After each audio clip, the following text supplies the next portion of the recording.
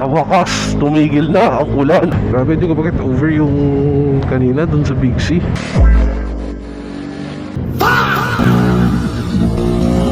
Painted by School District. Let's go.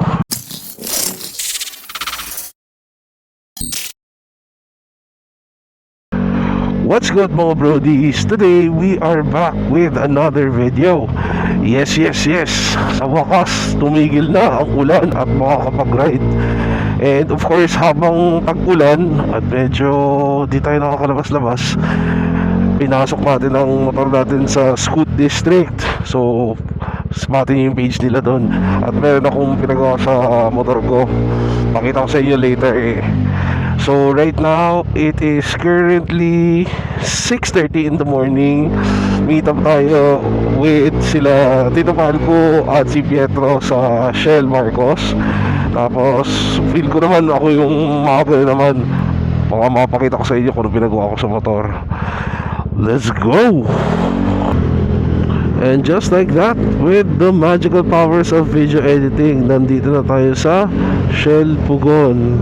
And if you guys are wondering, I'm rocking the RI Pro Shade pa dito sa ating RX-7X. Yes, so medyo convenient. So ngayon medyo maliwanag, madilim. And as usual, hindi nga ako nagkamali, tayo ang pinakauna dito sa barkada. So let's find a place to park. Tapos pakita ko sa inyo yung pinagagawa ko sa ating Vespa. Alright mga brodies, so ito na ngayon ang itsura ng ating Vespa Primavera. So yung mga trims, pinabody color ko yan, pati yung pinabody color ko. Ito, pinasmiley ko na lang siya. Yes. And since medyo matagal-tagal na sa ating yung Vespa, yung dito yung area na to, maraming mga dings and scratches. So pina-repaint ko na rin. So mga ibang parte, pinaritoke ko na. Diba? Lagyan na rin natin itong ducktail natin, itong grab bar dito. Tapos yun, side mirrors, nakapag-swap, benta tayo ng mga lumang pyesa. So nakakuha tayo nito, Ghost by HD Course, nasa lamin. And yeah, ito ang ating bagong camera setup ngayon. Pinabit ko na siya dito sa may parang brake reservoir. And yeah, ito na yung Prima natin ngayon. Looking fresh, looking so clean. So hintayin natin ng barkada. Slide na tayo. Parat! Ano ba, isan tayo? Crosswinds ulit. Iyo?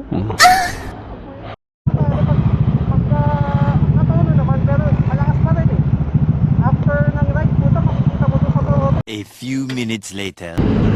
Just like that, with the magical powers of video editing, we are now at Boso-Boso. Ano guys, tara? Let's go!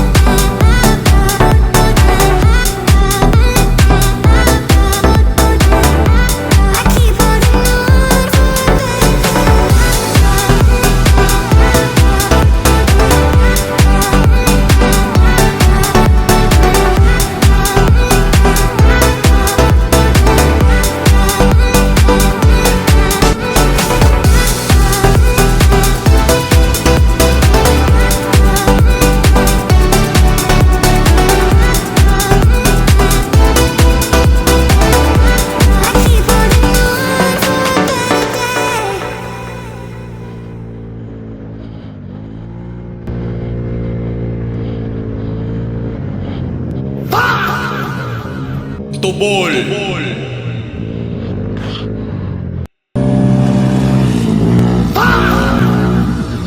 Tubol.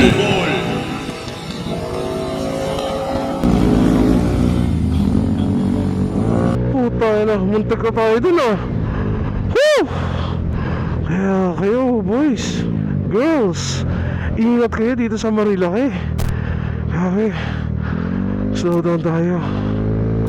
Puta, hindi tayo nagpanic. Chill lang, stay there in our own lane.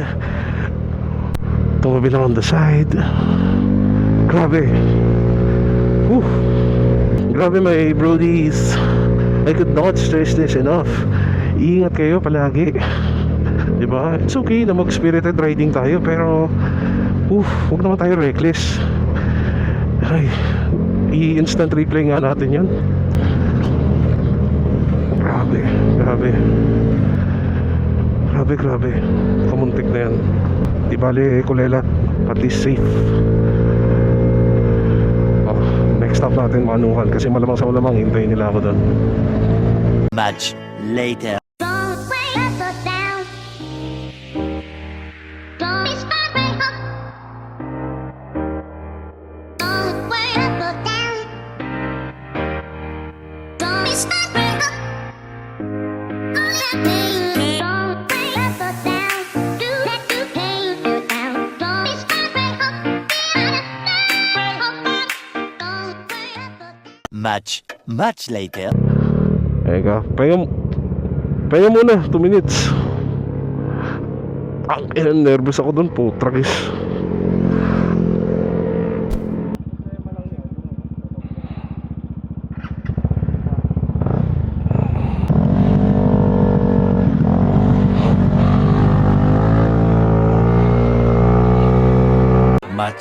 Much later. Alright mga brody, so chill lang, papunta sa Crosswinds. Grabe, di ko bakit over yung kanina dun sa Big C. Yung kamote na yan, Diyos ko. Ay nako, ano tayo mga brodies, advocate tayo ng ng spirited riding, pero yung safe lang, diba? Di yung pakamote lang tayo sa daan.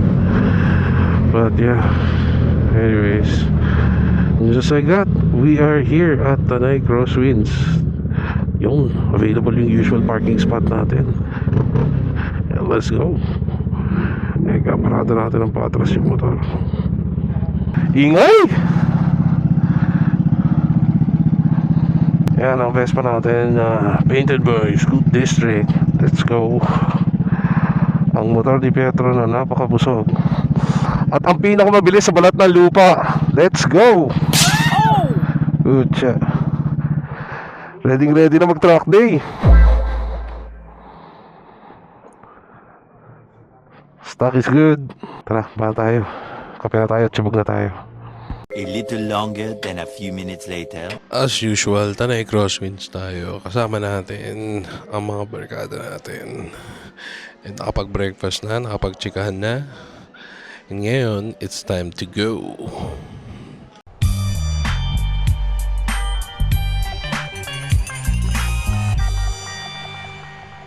Let's go!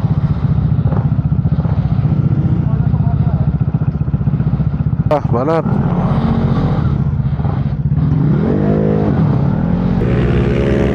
Yun, oh.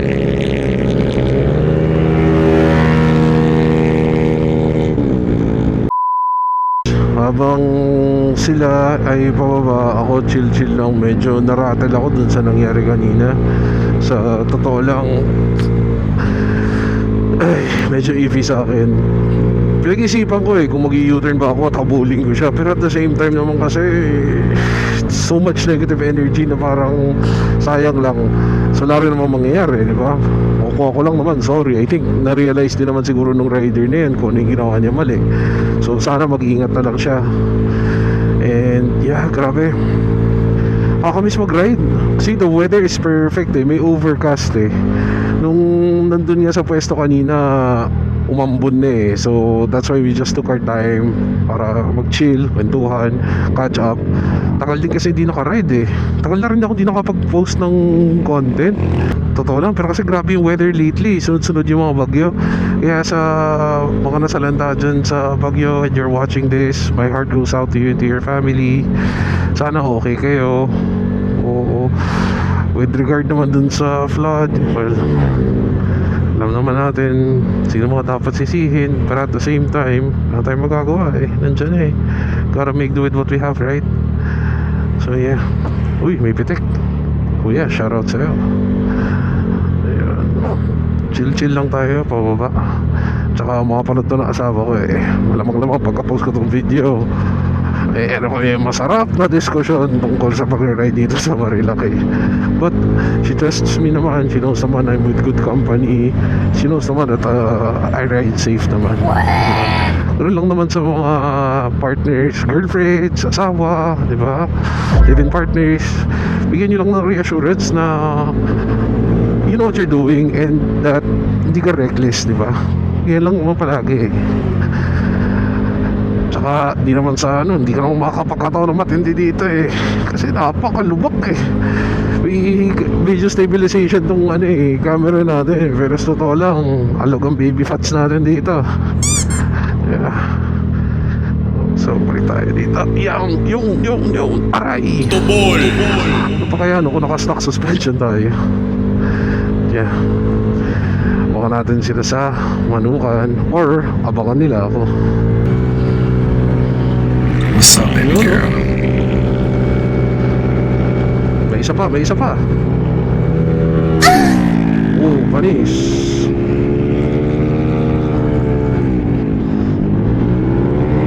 Minutes later. So ngayon mga brodies, papunta tayo ngayon ng CVT Manila. I-drop off natin yung motor natin kasi may mga ipapagawa tayo in preparation for yung Vespa Pilipinas Track Day, which will be held sa karting track na Clark International Speedway. Prep natin yun for that. Tapos I would like to get your opinions eh. May nilabas kasi ngayon ng Piaggio, yung bore up kit eh, yung bolt on na lang. I want to hear your thoughts about it. Honestly, pinag-iisipan ko siya pero yung mag-bore up eh, totoo lang. In my case, again, this is it's just my humble opinion ha.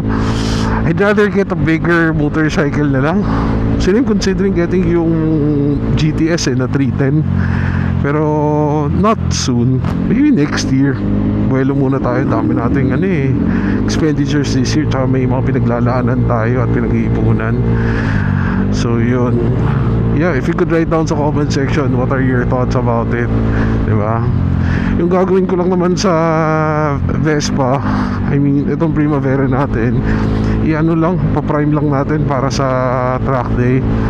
Mag-system check, papatingin natin lahat, make sure everything's fine and dandy, papa-retune natin, papa-remap natin, and yeah, I think that's it. Papalit din ako gulong kasi parang malapit na magbitak yung sa harapan ko. Papasama tayo kay March for that. And yeah. Oh, and if you're noticing, I'm using the Arai Pro Shade. Okay siya, in fairness. Okay na okay. Parang nakompleto na yung look nung RX-7X natin. And I got it for like a steal price din eh. So yeah, saya. So if hindi nyo alam, si Arai kasi never sila nag-release ng helmet na may dual visor. Parang nasisira yung safety nila eh. Parang hindi pasok sa integrity standards nila. So what they did is that for models like this, yung Rapid Neo, Astra GX, I think pati yung RX-7X, meron pa isa eh, parang Arai IQ yata. So since pare-pareho sila naka-VASV na visor, nag-release sila ng ganito. So yan lang siya, pop. Naka-shades na. Ngayon, shades off. Decided to put this visor today kasi medyo gloomy. Di ko sure kasi kung uulan. Pag naka-dark visor tayo tapos umulan, kulimlim na nga, didilim pa, di ba? So ito, so at least you get the best of both worlds. Tingnan natin kung matipuan natin to. I wanted to put sana yung photochromic, pero kasi sabi ko sa Astro GX na lang yan. Ito, dito na lang yan. Yeah. So yun, Palo Alto. Diba? Chill lang. Kita-kits sa baba. Right mga brodies, quick stop over tayo kila Pietro. May kunin lang tayong pyesa kasi sasabay na rin siya magpagawa ng motor kila Hector. Commercial break. Next stop natin, CVT Manila. Panat! Mga brodies, so nandito tayo ngayon sa CVT Manila.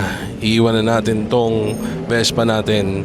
Mapapagawa tayo in preparation for November's track day. Ito rin si Mal Motor. Ano na naman ang gagawin dito sa malakas na to? Yeah. Anyways, iwan ko na kayo dito mga brodies. If you like these kinds of videos, these kinds of content, please like, share, and subscribe. And I'll see you on the next episode. Peace.